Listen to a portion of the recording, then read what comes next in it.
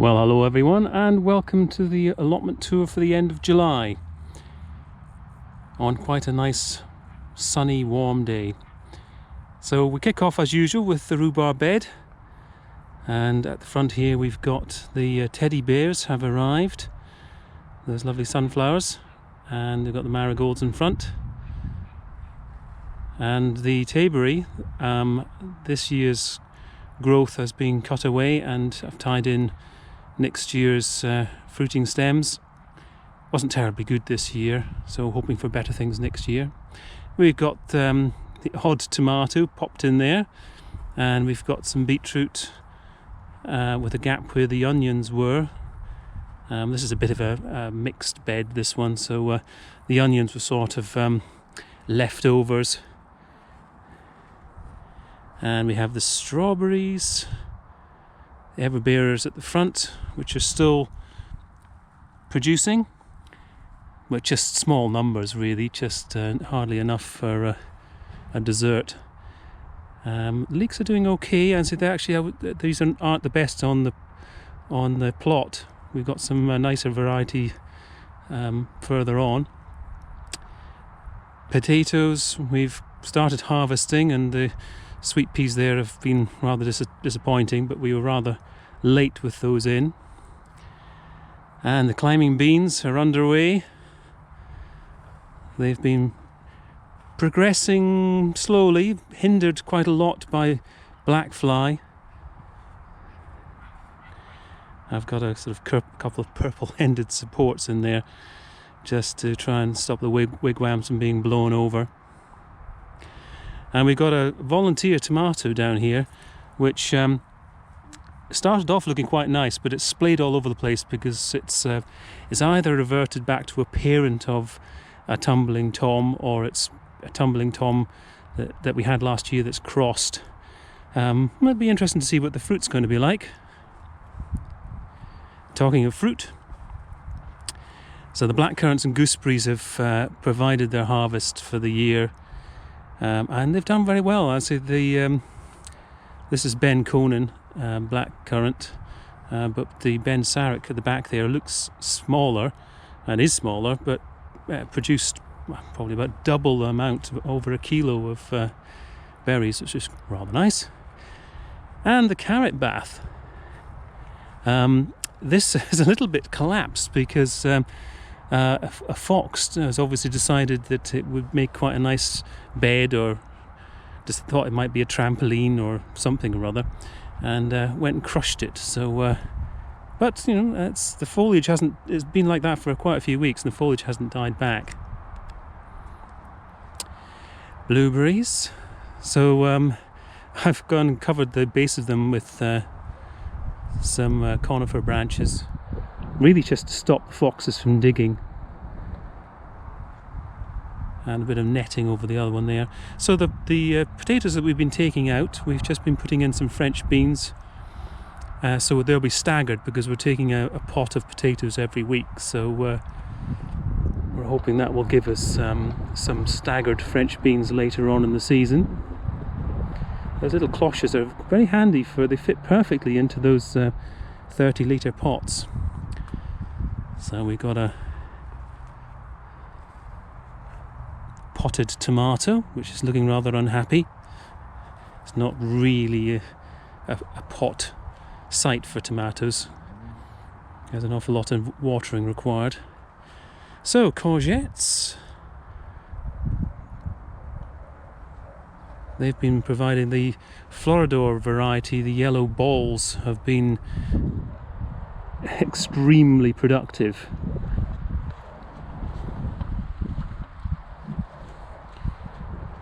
And our French beans, the velour variety, has been a struggle.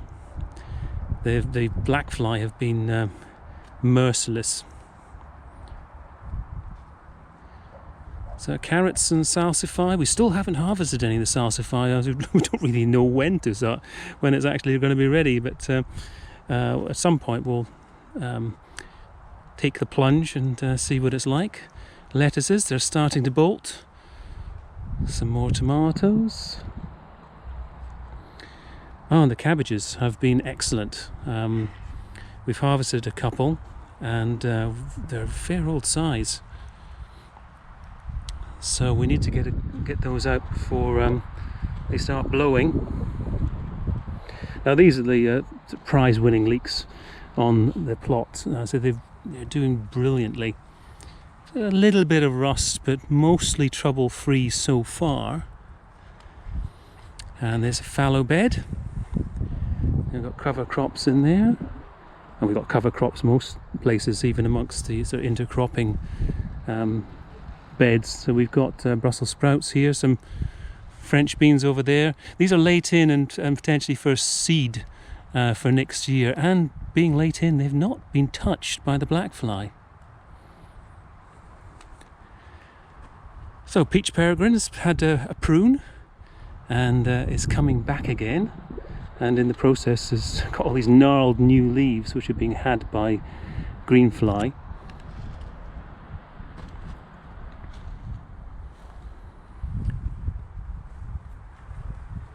Okay, up to the corral. Got a bed of flowers and an odd sweet corn that we decided, sunflower that popped in there. And the tomatoes and marigolds at the front here. They're doing better than the tomatoes last year, because this was a virgin bed last year, and the soil was probably pretty poor, but this year it's doing a lot better.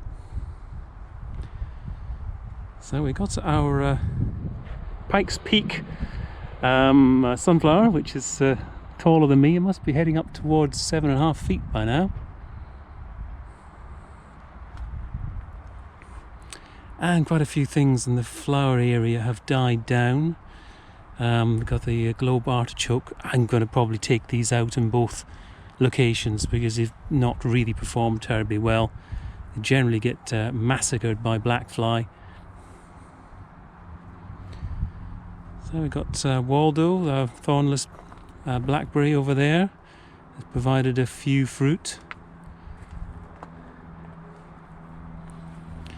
And the peppers are doing well. They've got quite a lot of fruit on them. Whether they have time to sort of form, I don't know. We've only harvested one so far, and that was almost forced upon us because it started to develop a bit of a hole. So the pond, the lily, at the beginning of this month started to show a lily flower bud, and then the foxes went and bit it off, which is somewhat annoying. I mean, you might think it's a bit surprising, but we used to have a water fountain in there last year, and the foxes just loved just chewing the top of it and dragging it around the plot. So we got a couple of dahlias at the back there. The dark red one's coming out. The one in the front is a white one, and that's hopefully going to look quite nice. Got lots of buds there. So yes, that globe artichoke has come to the end. So things like the pluot has had its summer prune.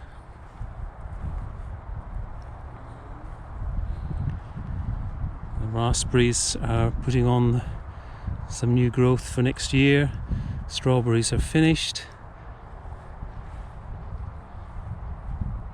Plum trees I'm about to prune in the middle of next month. We've got our dahlias on either side of the rose arch. Another volunteer tomato there.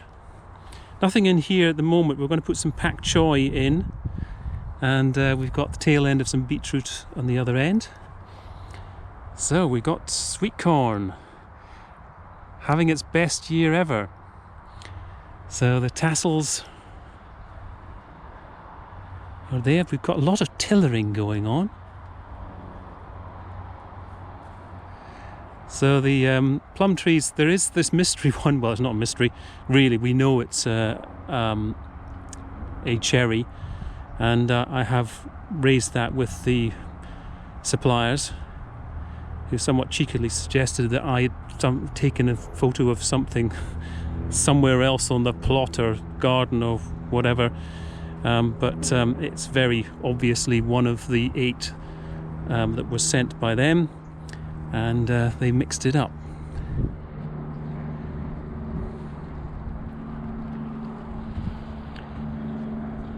Right, so Got some red cabbage there. We've got some kohlrabi that is really coming to the end. Got some split ones there.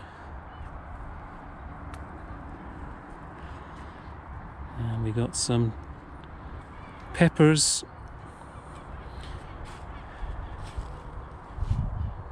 And tomatoes.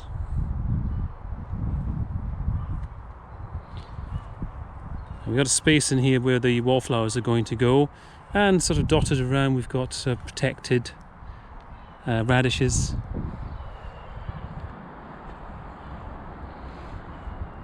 So we got some dahlias coming. We've got the cafe au lait here.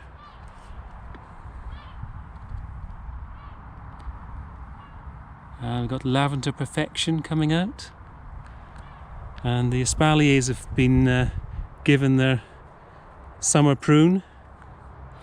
I pruned this Victoria plum probably a bit early. It's forming a bush, and the way I pruned it was actually to make a sort of open goblet affair. So a bit annoying, but you live and learn with these things. So we've got a butternut squash here. Fruits forming.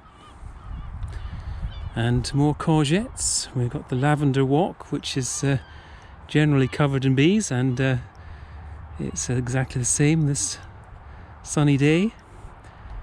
This butternut squash isn't doing so well. It's got a bit of yellowing on it. I think I'll give it a seaweed feed. So Merton Nave, as I let it fruit this year, it's got enormous apples on it, given its size. They're probably supposed to be even bigger than this. I feel a little bit guilty because I imagine next year, because it's so young, it probably won't have any fruit on it at all.